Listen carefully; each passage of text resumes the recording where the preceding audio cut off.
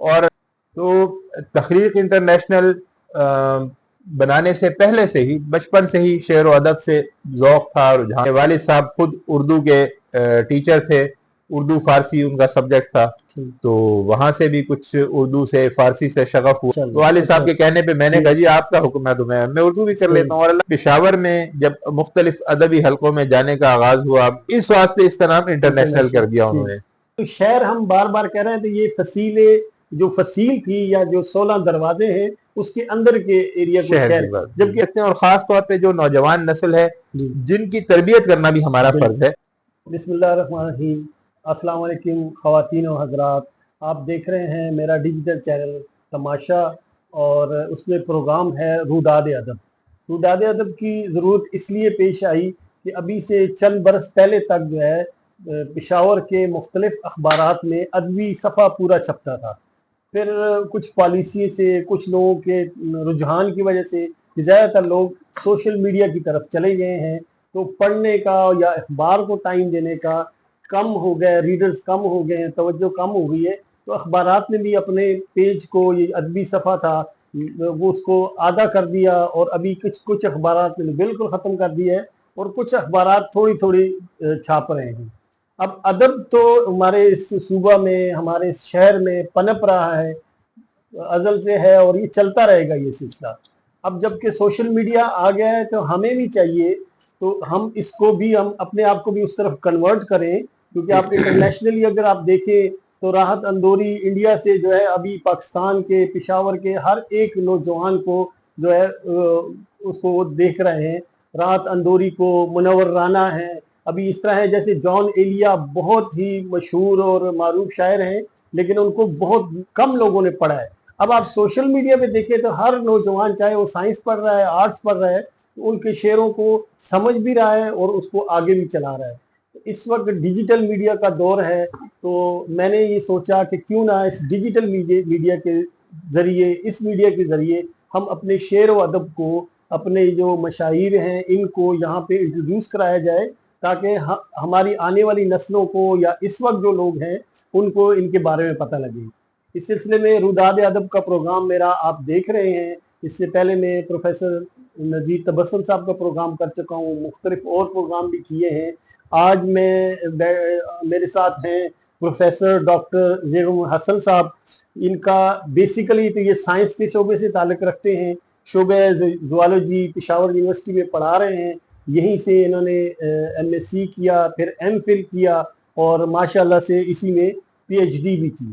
ان کا تعلیم سے شغف یہ ہے کہ ٹیکسٹ بک بورڈ پشاور جو ہے انہوں نے ان کی خدمات لیتے ہوئے فرسٹ کلاس سے لے کر کلاس پہلی سے لے کر ایف ایس سی تک جتنی بھی سائنس کی بکس ہیں ان کی ماہرانہ رائے لی ہوئی ہے، اور ان کا اس میں بہت حصہ ہے جس کو جو ہے ہر جگہ سراہا جاتا ہے۔ لیکن آج کا ہمارا ان سے ملاقات کرنے کا مقصد ہے ہم شعر و ادب کے بارے میں ان سے بات کریں۔ پروفیسر ڈاکٹر زیغم حسن صاحب جو ہے پشاور کی جتنی بھی تقاریب ہیں، جتنے بھی ادبی مجلس ہیں، اس میں ماشاءاللہ سے جاتے ہیں، اپنے شعر بھی پڑھتے ہیں، اور انہوں نے اپنی ایک تنظیم تخلیق انٹرنیشنل ہے اس میں بھی کافی ایکٹیولی پارٹیسپیٹ کرتے ہیں۔ تو میں ان سے درخواست کروں گا کہ اپنا تھوڑا سا تعارف کرائیں۔ اور بسم اللہ الرحمن الرحیم۔ بہت شکریہ ڈاکٹر صاحب، آپ نے تعارف کروایا، اور میں پشاور میں ہی پیدا ہوا، اور یہی وہ جس طرح غالب کہتے تھے کہ دلی کا روڑا ہوں، تو ہم اسی پشاور کے روڑے ہیں۔ پہلے شہر میں رہتے تھے، اس کے بعد پھر ورسک روڈ پہ چلے گئے، اور پھر اس کے بعد اب پشاور یونیورسٹی میں چونکہ پڑھا رہا ہوں تو یہی گھر مل گیا، آج کل پشاور یونیورسٹی میں رہائش ہے۔ تو تخلیق انٹرنیشنل بنانے سے پہلے سے ہی بچپن سے ہی شعر و ادب سے ذوق تھا، رجحان تھا۔ میرے دادا مرحوم بڑے اچھے شاعر تھے، عربی کے، فارسی کے، اردو کے بڑے ماہر تھے وہ، اور ان کے ساتھ مجھے زندگی کے ابتدائی سال گزارنے کا، تو وہ 10-12 سال ان کے ساتھ گزارنے کا موقع ملا۔ میرے والد صاحب خود اردو کے ٹیچر تھے، اردو فارسی ان کا سبجیکٹ تھا، تو وہاں سے بھی کچھ اردو سے فارسی سے شغف ہوا۔ اور میں نے صرف زوالوجی ہی نہیں کیا، بلکہ میرے والد صاحب ایک دفعہ مجھے کہنے لگے کہ جی میرا دل چاہتا ہے کہ میں تو چاہتا تھا کہ تم اردو میں ایم اے کرو، اور تم جو ہے وہ سائنس کی طرف نکل گئے۔ تو میں اس زمانے میں اس زمانے میں یہ جو آرمی پبلک اسکول اور کالج جس پہ اٹیک بھی ہوا تھا جی پچھلے دنوں، یہاں پڑھا رہا تھا، تو 96 کی بات ہے. تو میں نے اس زمانے میں پھر ایم اے اردو بھی کیا. ماشاء تو والد صاحب کے کہنے پہ میں نے کہا جی آپ کا حکم ہے تو میں اردو بھی کر لیتا ہوں، اور اللہ کا شکر ہے وہ بڑے اچھے نمبروں سے کامیاب ہوا. اس میں ڈاکٹر ظہور احمد آوان صاحب اور نذیر تبسم صاحب جو ہے انہوں نے میرا وائوا کیا، اور اس وقت تو ظاہر ہے معروف نہیں تھا، ادبی محفلوں میں آنا جانا نہیں تھا، تو وہ پہچانتے نہیں تھے. تو بڑے حیران ہوئے وہ جب انہوں نے میرا انٹرویو کیا ایم اے اردو کے لیے کہ اچھا تمہارے پاس تو اچھی بھلی معلومات ہیں. تو اللہ کا شکر ہے وہ ایک جو بچپن میں ذہن میں ایک سیرابی آئی تھی والد صاحب کے تھرو اور دادا کے تھرو، تو وہاں سے جو معاملہ شروع ہوا تو چل سو چل کچھ تھوڑی بہت شاعری بھی کرنا شروع کی. اور پھر یہ ہوا کہ پشاور میں جب مختلف ادبی حلقوں میں جانے کا آغاز ہوا، میں بھی تھا اور میرے ساتھ اللہ تعالیٰ مغفرت فرمائے میرے چھوٹے بھائی تھے اختر حسن ہاشمی، وہ بھی ہوا کرتے تھے. تو حلقے میں جانا شروع کیا، اس کے بعد بزم بہار ادب میں اور سینڈیکیٹ آف رائٹرز میں اور مختلف جگہوں پہ. تو اسی زمانے میں یہ کوئی 2004 کی بات ہے کہ ماجد سرحدی مرحوم اللہ تعالیٰ ان کی مغفرت فرمائے، ان کو یہ خیال آیا، ایک دن وہ ہمارے گھر آئے، ان سے ہماری رشتہ داری بھی تھی، میری والدہ کی طرف سے رشتہ داری بنتی تھی. تو وہ ہمارے گھر آئے، انہوں نے کہا کہ بات یہ ہے کہ آپ دونوں جوان ہیں، میری تو عمر زیادہ ہے لیکن میں چاہتا ہوں کہ ایک دو جوان اگر مل جائیں تو میں تخلیق انٹرنیشنل ایک تنظیم، یہ تنظیم ناصر علی سید صاحب یہ بیان کرتے ہیں، ہمارے استاد ہیں اللہ تعالیٰ ان کو سلامت رکھے ہمارے سروں پہ، کہ ایک دفعہ ایک کسی پروگرام میں یہ تنظیم بنی اور اس کا جو آغاز تھا وہ غلام محمد قاصر صاحب نے کیا تھا، یہ نام بھی انہوں نے ہی تجویز کیا تھا.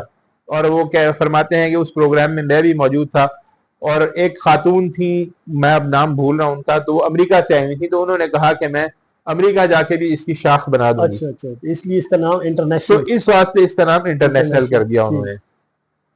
اب ناصر صاحب ہی یہ فرماتے ہیں کہ میری ایک دفعہ ان سے ملاقات ہوئی امریکہ میں، تو وہ ان کو یاد بھی نہیں تھا. تو اب مجھے نہیں پتا کہ انٹرنیشنل کہنا کتنا جائز ہے اور کتنا، لیکن نام بہرحال تخلیق انٹرنیشنل غلام محمد قاصر صاحب مرحوم نے تجویز کیا تھا. وجہ یہ ہوئی کہ جتنے بھی ہمارے ادبی پروگرام تھے وہ زیادہ تر پشاور شہر میں ہوا کرتے تھے، یعنی سینڈیکیٹ آف رائٹرز گلبہار میں ہوتا تھا، حلقے کا اجلاس کبھی ایک جگہ کبھی دوسری جگہ، اور آخرکار اردو سائنس بورڈ میں ہوتا تھا جو کہ خیبر بازار میں ہے. بزم بہار ادب کا اجلاس جو ہے وہ بھی شہر میں ہوتا تھا. تو جتنا بھی شعر و ادب کا اور تخلیق ادب کا کام تھا وہ سارا کا سارا شہر میں تھا. لیکن ایک زمانے تک تو یہ بات بالکل ٹھیک تھی، جائز تھی، درست تھی کہ شہر میں ہی ساری کی ساری آبادی شہر میں تھی. لیکن اس کے بعد نئی آبادیاں بنی، حیات آباد بنی، بہت بڑی آبادی تھی، صدر کا علاقہ، کینٹونمنٹ کا علاقہ، بہت بڑی آبادی تھی. جب تک اللہ تعالیٰ مغفرت فرمائے طہا خان صاحب صحت میں تھے تو وہ یہاں صدر میں ان کا حلقہ تھا، تشریف فرما ہوتے تھے روزانہ شام کو، اور شعر و ادب کے پروانے ان کے گرد جمع ہو جاتے تھے. لیکن پھر ایج عمر کے ساتھ ساتھ انہوں نے بھی یہ وہاں بیٹھنا چھوڑ دیا، کچھ وہ جو ہوٹل تھا وہ بند ہو گیا.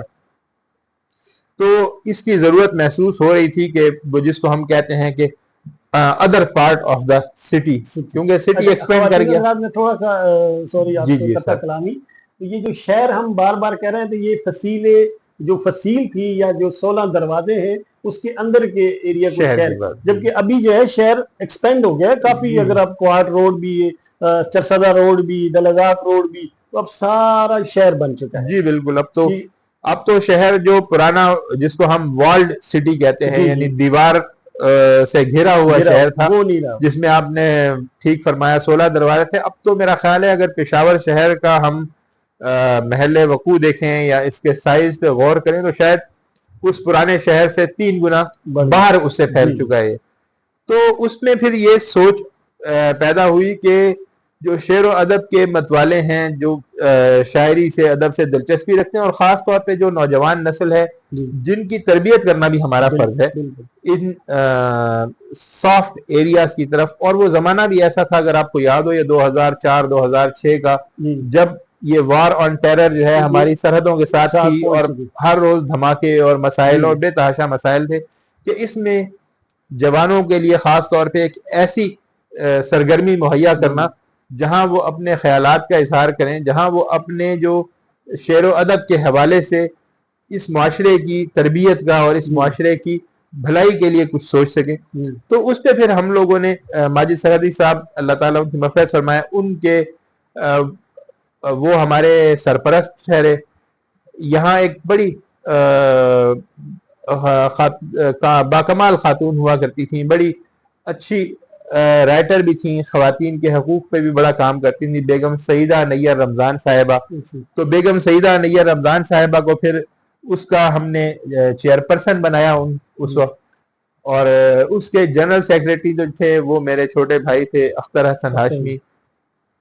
میں ساتھ ہوتا تھا، چلے میں ایٹسٹرا ایٹسٹرا ساتھ وغیرہ وغیرہ ہوا کرتا تھا. اختر صاحب اللہ پاک ان کو غریق رحمت کرے. اور میں نے دیکھا کہ اکثر محفلوں کی جان ہوتے تھے، آپ سے زیادہ وہ ینگ ہونے کی وجہ سے یا بہت ایکٹیو تھے. تخلیق میں بھی میں دیکھتا تھا کہ سارے پروگرام کو ارینج کرنا، لوگوں ایک ایک بندے کو ریسیو کرنا، اس کو باقاعدہ سے جو ہے نا تعارف کروانا. تو یہ اللہ نے اس کو صلاحیتیں دی تھیں اور ماشاءاللہ. تو تخلیق کے پروگرامز کا آغاز جہاں تک مجھے یاد پڑتا ہے اب 2005 میں شاید اگست میں یا ایسے کہیں اس کا آغاز کیا تھا. اچھا اس وقت چونکہ مختلف دن مختلف ادبی تنظیموں کے لیے مختص تھے، تو ہم نے یہ آپ لوگ سوری میں جی کہ ہر تنظیم میں آپس میں آنا جانا مطلب مختلف پروگرام میں جاتے تھے. جی درست، اس لیے آپ لوگوں نے ہر ایک تنظیم کا ایک دن رکھ دیا. جی جی جی بالکل. ہلکے کا اپنا، سینڈیکیٹس کا اپنا، اور اس طرح تخلیق انٹرنیشنل بالکل اسی طرح تھا. اسی طرح ایک اور ملاقات ہوتی تھی حسام ہور صاحب کے گھر میں. تو پھر ہم نے یہ کوشش کی کہ لیکن آپ کی والی بات ہے کہ زیادہ تر شہر کے اندر تھی وہ بالکل، وہ بھی گلبہار میں ہوا کرتی تھی. بہار ادب بھی ہے تو وہ اسکندر پورہ میں شہر کے اندر تھی. حسام اور صاحب کی جو ملاقات کا بھی وہ گلبہار میں تھی. ٹھیک ہے. اور یہ جو تخلیق سوری اس کا حلقہ ارباب ذوق جو ہے وہ خیبر بازار میں تھا. تو یہ ادھر والے جو لوگ تھے اور ان میں صلاحیت، کیونکہ آپ استاد ہیں، آپ یہاں پڑھا رہے ہیں اور آپ کو نظر آ رہا تھا کہ ان میں بھی ٹیلنٹ ہے اور ان کو بھی پلیٹ فارم ٹیلنٹ ہے. بالکل. دوسرے یہ کہ پشاور یونیورسٹی اس وقت تو صوبے کی واحد یونیورسٹی تھی، تو یہ بھی اسی پارٹ آف دی ورلڈ میں تھی یا اسی شہر کے اسی حصے میں تھی. تو یہاں سے جو اردو ادب کے اور صرف اردو کے نہیں، اردو پشتو ادب کے جو پروانے تھے، انگلش ادب کے جو لوگ تھے وہ بھی تشریف لایا کرتے تھے وہاں. بہرحال ہم نے اس کا آغاز کیا اور یہ مجھے یاد پڑتا ہے شاید 2005 کا ذکر ہے. تیسرا جمعہ ہم نے طے کیا اس کے لیے.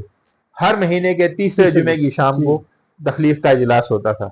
اور پھر وہ اللہ نے ایسا کرم کیا کہ وہ اتنے بھرپور پروگرام ہونا شروع ہوئے کہ پورے شہر میں اس طرح کا پروگرام نہیں ہوتا تھا. یعنی عموماً ہمارے جو اجلاس تھے حلقے کے بھی یا ملاقات تو خیر بہت ہی محدود تھی، سینڈیکیٹ آف رائٹرز کے بھی، تو اس میں 8 10 سے 15 20 سے اوپر حاضری نہیں ہوتی تھی. لیکن تخلیق میں اللہ نے ایک ایسی برکت ڈالی کہ ہمارے اجلاسوں میں عموماً، یعنی میں ایوریج کہتا ہوں کہ 40 اور 50 کے درمیان ایوریج ضرور ہوتی تھی. بعض دفعہ سے بھی بہت زیادہ ہوتے تھے، یعنی 30 35 تو ایک عمومی. اور یہ ناظرین میں آپ کو بتا دوں کہ یہ جو تخلیق ہے انٹرنیشنل، یہ پشاور کے پوش علاقہ حیات آباد یا یونیورسٹی ٹاؤن کے لوگوں کو کور کرتی ہے. جی جہاں پہ آج عام لوگ سمجھتے ہیں کہ یار یہ بڑے مصروف لوگ ہوتے ہیں اور اسپیشلی شعر و ادب کے لیے تو ان کے پاس وقت نہیں. لیکن وہاں آپ بتا رہے ہیں کہ وہاں پہ رش زیادہ ہوتا ہے، الحمدللہ لوگوں کی آنا زیادہ تھا، بہت لوگ تھے. اچھا پھر اس میں ایک اور اہم بات یہ تھی کہ وہاں پہ خواتین کا ایک بہت بڑا حلقہ تھا جو ہمارے ہاں آیا کرتا تھا. جس طرح بیگم سعیدہ نیر رمضان کا کہا، بشرا فروخ صاحبہ آتی تھیں ہمارے پاس، مشرف مبشر صاحبہ آیا کرتی تھیں، پریشان خٹک صاحب تشریف لاتے تھے، ان کی مسز ہمیشہ ان کے ساتھ ہوتی تھیں، مسز محسن احسان آیا کرتی تھیں. اور اس زمانے میں ہما بیگ صاحبہ تھیں، وہ ہمارے ساتھ ہر پروگرام میں حاضر ہوتی تھیں، تشریف لایا کرتی تھیں. ہمارے ساتھ ہما بیگ صاحبہ کی والدہ محترمہ تھیں، وہ ہر پروگرام میں. تو بڑے ڈائیورس وہاں پہ گروپ تھا جو وہاں آتا تھا، اور بڑی خوبصورت نشستیں. اور اس کا فارمیٹ ہم نے یہ طے کیا تھا کہ ہر نشست کے 2 حصے ہوتے تھے، یعنی ہر پروگرام میں 2 نشستیں. پہلی نشست میں عام طور پہ ہم یہ کرتے تھے کہ کسی بھی حوالے سے، یعنی کسی کتاب کی تقریب رونمائی ہو گئی، کوئی شاعر پنجاب سے یا اسلام آباد سے تشریف لائے ہوئے ہیں تو ان کے ساتھ شام ہو گئی. اسی طرح جو حالات حاضرہ کے جو اس وقت جو برننگ ایشوز تھے ان کے اوپر بات ہو گئی، یا شعر و ادب کے کسی خاص حوالے سے نثر کے حوالے سے, کتاب کے حوالے سے, کسی بڑے شاعر کے حوالے سے, تو ایک گفتگو کا سیشن پہلی نشست میں ہوتا تھا. اور یہ آپ کا شروع سے یہ شروع سے اسی طرح فارمیٹ تھا. اور دوسری نشست میں ہمیشہ کثیر اللسانی مشاعرہ ہوتا تھا. اس مشاعرے میں ہم نے کبھی یہ پابندی نہیں لگائی کہ یہ اردو کا مشاعرہ ہے, جس کو اردو میں پڑھنا ہے وہ اردو میں سنائے, جس کو پشتو میں پڑھنا ہے وہ پشتو میں سنائے, جس کو ہندکو میں سنانا ہے ہندکو میں سنائے. اس میں انگریزی کے شاعر آتے تھے, انگریزی کی شاعری سناتے تھے, بلکہ دیگر زبانوں میں بھی بعض دفعہ چترالی زبان کے شاعر, سرائکی زبان کے شاعر. تو اور اس میں یہ بڑا کمال تھا کہ وہاں جو بھی آتے تھے شعراء, تو عموماً اس کو بڑے غور سے لوگ سنتے تھے اور بڑی اپریسیشن بھی ہوتی تھی. اور شاعر کو تو ظاہر اپریسیشن ہی چاہیے, اس کے لیے تو یہ وہ کیا کہتے ہیں کہ اس کے لیے تو زندگی کا ایک سرمایہ ہوتی ہے. تو لوگ اسی واسطے بڑے جوک در جوک وہاں آیا کرتے تھے. اگر میں آپ کو بتاؤں کہ کون کون سی پشاور کی جو بڑی ہستیاں وہاں تشریف لاتی تھی, تو میں نے ابھی تھوڑی دیر پہلے ذرا جو سوچ سکا ہوں میں, تو اس میں محسن احسان مرحوم اللہ تعالیٰ مغفرت فرمائے, وہ ہمیشہ تشریف لایا کرتے تھے. یعنی شاید ہی کوئی ایسا پروگرام ہوگا جس میں وہ اور ان کی بیگم دونوں تشریف نہ لاتے ہوں. اسی طرح پریشان خٹک صاحب لازمی آیا کرتے تھے تخلیق کے اجلاس میں, وہ بھی اور ان کی بیگم صاحبہ دونوں آتی تھیں. زیتون بانو صاحبہ بہت دفعہ تشریف لائیں. ناصر علی سید صاحب اکثر و بیشتر, یعنی شاید میرا خیال ہے کہ پروگراموں میں کبھی کبھار کوئی ایک ان سے مس ہوتا ہو.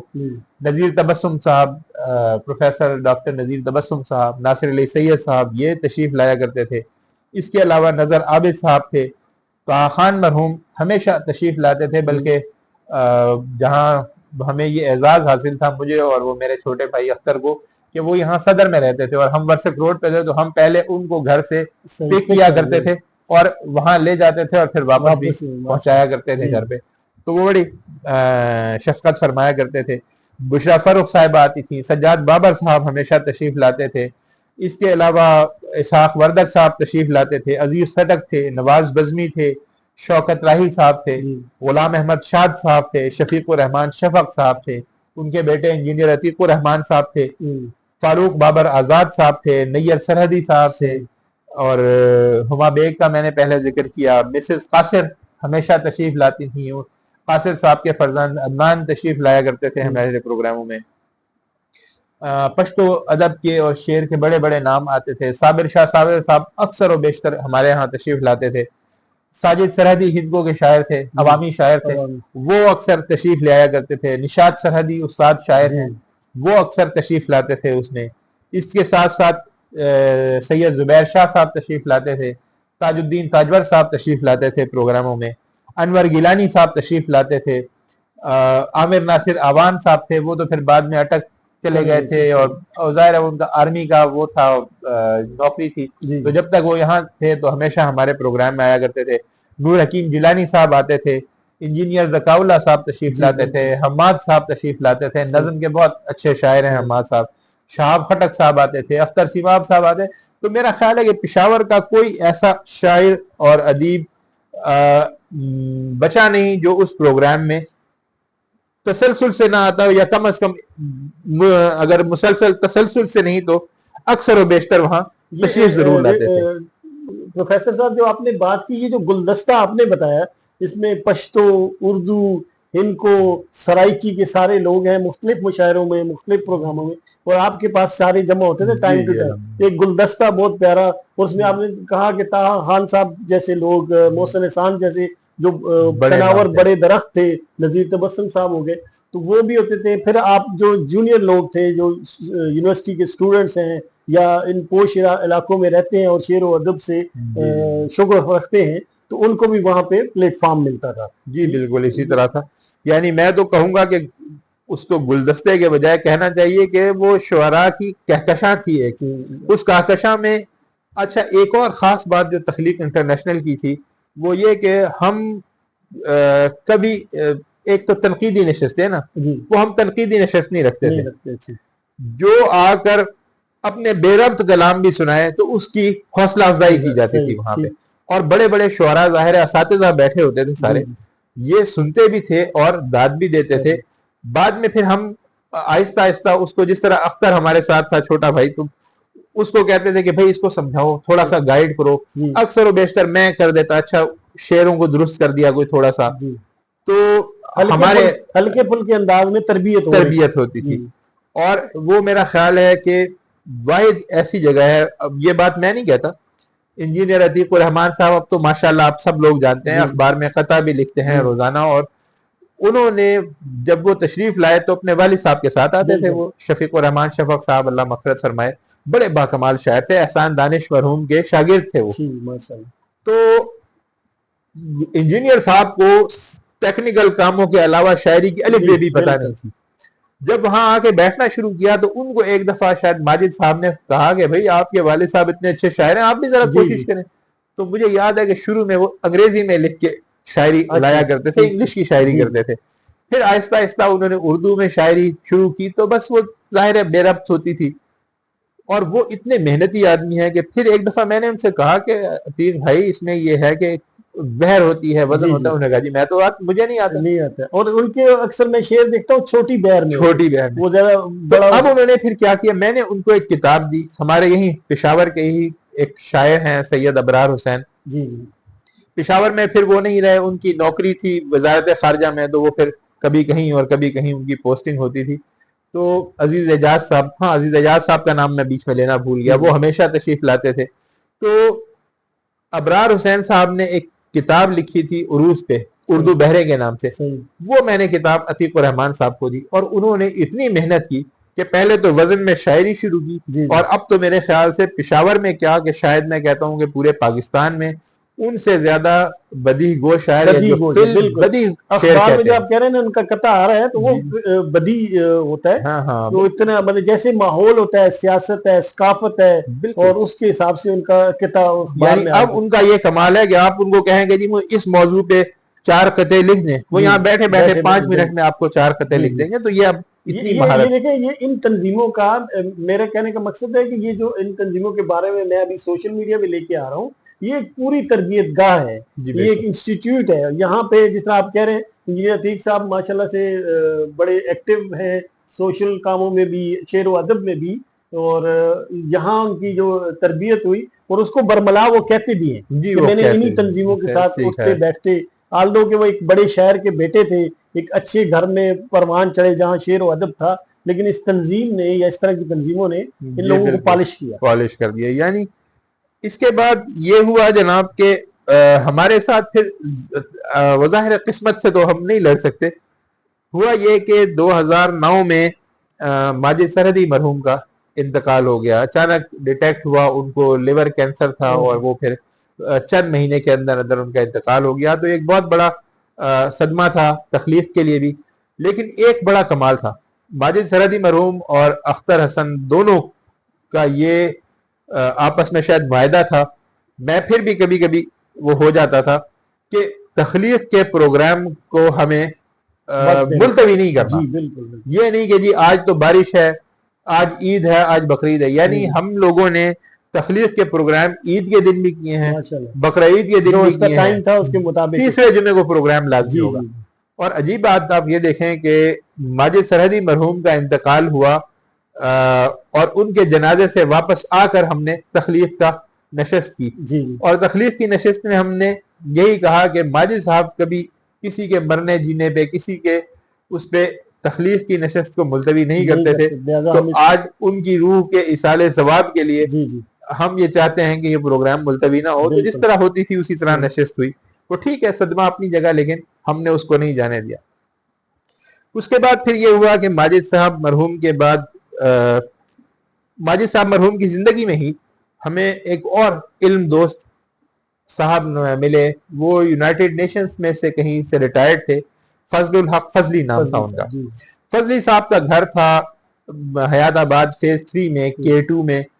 انہوں نے اپنے گھر میں خاص طور پہ ایک بہت بڑی بیسمنٹ بنائی تھی, یعنی اس میں عموماً 100 آدمیوں کی تو بڑی آسانی سے گنجائش ہو جاتی تھی. خواتین حضرات میں آپ کو بتا دوں کہ پشاور میں پھر حیات آباد کے ایسے پوش ایریا میں اور پورا حال انہوں نے مختص کیا ہوا تھا شعر و ادب کے لیے. یہ بہت بڑی بات ہے کہ ان کا وہاں پہ، اور میں نے اکثر یہ دیکھا کہ وہاں پہ آرگنائز بھی انہی کے گھر کے ملازم یا بچے کر رہے وہ کر رہے ہوتے تھے. جبکہ شعر و ادب کے لیے ہمارے اپنے گھروں میں بھی ہمیں کہتے ہیں کہ یار پھر مشاعرے پہ جا رہے ہو، جبکہ اپنے گھر میں مشاعرہ کرنا یہ بہت بڑی بات ہے. اور ہر مہینے اس طرح لوگوں کی خاطرداری کرنا، سیوا کرنا، تو بلکہ کھانا کھلانا اور وہ بندوبست کرنا، یہ سارا. تو فضل الحق فضلی صاحب اتنے علم دوست اور شعر دوست اور ادب دوست تھے کہ وہ خود تشریف لائے، اور ماجد صاحب سے کہیں ان کی ملاقات ہوئی. انہوں نے کہا کہ جی میں نے تو یہ بیسمنٹ بنوائی ہی اس نیت سے ہے کہ اس میں ادبی پروگرام ہوا کریں گے. میں بس صرف یہ انتظار کر رہا تھا کہ کب میری ریٹائرمنٹ ہو تو میں پروگرام شروع کروں، تو آپ لوگ یہاں کریں. انہوں نے ہمیں جگہ دی، وہاں پروگرام شروع ہوئے. تو ماجد صاحب مرحوم کے انتقال کے بعد ہم نے فضل الحق فضلی صاحب کو اپنا سرپرست اعلیٰ بنایا. فضل الحق فضلی صاحب کی زندگی نے بھی وفا نہیں کی، شاید کچھ 3-4 مہینے یا 5 مہینے بعد ان کا بھی انتقال ہو گیا. اس کے بعد پھر ہم نے میں اور اختر مرحوم ہوا کرتے تھے، تو فاروق جان بابر آزاد صاحب سینئر شاعر تھے ہمارے، ان کو اپنا وہ مشر بنایا، جس طرح ہم کہتے ہیں اپنا سرپرست بنایا. اور اختر صاحب جو ہے، اختر حسن ہاشمی جو ہے، وہ جنرل سیکرٹری تھے. پروگرامز اسی طرح اسی زور کے ساتھ اور اسی زندگی کے ساتھ جاری رہے ہمارے. لیکن پھر وہی قدرت کے کھیل ہیں. ایسا ہوا کہ 2010 میں 11 ستمبر 2010 کو عید کا دوسرا دن تھا، عید الفطر کا. تو اسلام آباد سے پشاور آتے ہوئے میرے چھوٹے بھائی اختر حسن ہاشمی، ان کا ایکسیڈنٹ ہوا اور ان کا بھی انتقال ہو گیا. اس کے بعد کچھ عرصے جو ہے تخلیق کے پروگرام میں نہیں کر سکا. پھر دوسرے یہ کہ شاید میرا یہ ہے کہ یونیورسٹی کی نوکری بھی ہے اور بہت سارے اور کام تھے. پھر اس وقت گھر میں یہ ہے کہ 4-5 زخمی تھے، اور پھر اس کے 5 مہینے بعد میرے والد صاحب کا انتقال ہوا. تو وہ ایک ایسا انریسٹ رہا کہ تخلیق کے پروگرام بیچ میں جس کو ہم کہتے ہیں منقطع ہو گئے ہم سے. پھر یہ ہوا کہ وہ فضلی صاحب نے جو جگہ ہمیں دی تھی، تو وہ ان کے بیٹے وہ تبلیغ میں بڑے وہ تھے، کیا کہتے ہیں، حالانکہ جوان لڑکا تھا، وہ تبلیغ میں جایا کرتے تھے. تو ان کا خیال تھا کہ شعر و ادب جو ہے یہ تو ایک لغو حرکت ہے، اور یہ کیا فسق و فجور ہے. اس کو عام یہ دینی لوگ ہیں، عام لوگ بھی جو سائنس اور ٹیکنالوجی والے یا جاب کرنے والے کہتے ہیں یار یہ ویسے ویسٹیج آف ٹائم ہے، پروڈکٹیو لوگ نہیں ہوتے یہ شاید. جی بالکل ایسی بات ہے. تو وہ کچھ کہتے نہیں تھے، لیکن وہ جو ایک گرم جوشی تھی وہ ختم ہو گئی. تو پھر وہاں سے ہم نے شفٹ کر لیا. شاعر تو ہوتا ہی حساس ہے، اس کو خود ہی محسوس ہونا لگتا ہے کہ بھئی اب یہاں ہماری وہ جگہ نہیں ہے، ہم وہاں جائیں جہاں پر رسپیکٹ ہمیں ملے. بالکل. اب مجھے ابھی بھی یاد ہے کہ وہ جب فضلی صاحب کا انتقال ہوا تو ہم نے کہا کہ جی جنازے بھی گئے، اور اس کے بعد دعا کے لیے میں اور اختر بیٹھے ہوئے تھے. تو اختر نے کہا کہ انشاءاللہ فضل الحق فضلی صاحب کے لیے ہم ایک ادبی ریفرنس جو ہے وہ تعزیتی ریفرنس کریں گے. تو وہ ان کے بیٹے نے بڑی اچھی جواب دی، بڑا اچھا جواب دیا. کہنے لگے کہ محترم یہ ریفرنس وغیرہ چھوڑے، اس سے اچھا ہے کہ آپ ایک دفعہ الحمد شریف اور 3 دفعہ قل اللہ پڑھ کے ایصال ثواب کر دیں. اب لوگوں کی یہ سوچ ہے کہ شاید یہ شاعر ادیب جو ہے یہ ایصال ثواب نہیں کرتے. میں نے ان سے کہا نہیں، ظاہر یہ کہنے کی بات نہیں ہے، کیونکہ ہمارے تو دل میں رہتے تھے وہ. ہم ایک نہیں روزانہ یہ ایصال ثواب ان کے لیے کرتے ہیں. لیکن یہ ادبی ریفرنس یا تعزیتی ریفرنس جو ہے یہ بالکل ایک جدا چیز ہے کہ اس کی شعری اور ادبی خدمات اور علم دوستی کو سراہا جائے، اور اس سے یہ ہوتا ہے کہ دوسروں کو بھی اس پہ وہ ملتی ہے، رہنمائی ملتی ہے، یا اس سے لوگ موٹیویٹ ہوتے ہیں اور اس طرف آتے ہیں. تو اس کے بعد پھر ایسا ہوا ڈاکٹر صاحب کہ کچھ عرصے ہمیں جگہ دستیاب نہیں ہوئی. پھر ہم نے کچھ سال بھر یہ محفلیں منقطع رہیں. اس کے بعد پھر ہم نے دوبارہ ماجد سرحدی صاحب کے گھر میں پرانے طریقے کے مطابق پروگرام شروع کیے. پھر ہمیں برینز انسٹیٹیوٹ کے ظفر صاحب جو ہیں انہوں نے پیشکش کی کہ آپ ہمارے ہاں کر لیا کریں. پھر ہم نے کچھ عرصے تک پروگرام جو ہیں وہ برینز انسٹیٹیوٹ میں بھی کیے، اور وہاں بھی بڑے اچھے پروگرام ہوتے تھے. لیکن وہی بات ہے، پھر وہ کچھ میری آپ سستی سمجھیں، نالائقی سمجھیں، مصروفیت سمجھیں، اور کچھ یہ کہ وہی آپ کی بات کہ جو سوشل میڈیا اور ڈیجیٹل میڈیا آ گیا. تو پھر 2020 کے بعد سے جو ہے بیچ میں کرونا آ گیا، اس میں ہمیں پھر ملتوی کرنا پڑے. تو 20 کے بعد سے تو پھر ہم دوبارہ پروگرام اس کا کر نہیں پائے. نہیں، اب ہر دفعہ لوگ مجھے یاد دہانیاں بھی کرواتے ہیں, اور ناصر علی سید صاحب اللہ تعالیٰ ان کو سلامت رکھے میرے استاد ہیں, تو وہ اکثر زور بھی دیتے ہیں کہ بھئی دوبارہ پروگرام شروع کرو, بڑی اچھی تنظیم تھی اور بہت اچھے نوٹس پہ چل رہی تھی, تو اس کو دوبارہ بحال ہونا چاہیے. تو انشاءاللہ دیکھیں, ارادہ تو ہے, کوشش ہے کہ یہ پروفیسر صاحب میں نے بھی جب آپ کے ساتھ ہوتے ہیں کسی مشاعرے میں, کسی پروگرام میں, تو میں نے اکثر دیکھا کہ لوگ آپ سے یہ سوال کر رہے ہوتے ہیں جی کہ تخلیق انٹرنیشنل کب سے دوبارہ شروع کرے گی. شروع کریں لوگوں کا آپ سے ملنا ہوتا تھا اور یہی سوال میں دیکھتا تھا سوال ضرور کہ ہوتا ہے. آپ کے پاس پھر سوچ میں پڑ جاتے کہ یار سوال تو اچھا ہے, اب اس کا حل بھی نکلنا چاہیے. جی تو یہ جواب ہے. میں ناظرین آپ کو بتاتا چلوں کہ مشاعروں کا یہ جو پروگرام ہوتا ہے اس کو فنڈنگ کہیں سے نہیں ہو رہی تھی, اور نہ ہی کوئی ایسا منظم طریقہ ہے کہ یہ جو ممبران ہے یہ فنڈ دیتے ہیں. بس یہ کوئی ایک ذمہ داری لے لیتا ہے کہ آپ کے اکثر سرپرست اعلیٰ کے پاس ہوتے ہیں, یا کوئی ایک بندہ کے کنٹریبیوٹ کر دیا, چائے پلا دی, کھانا کھلا دیا.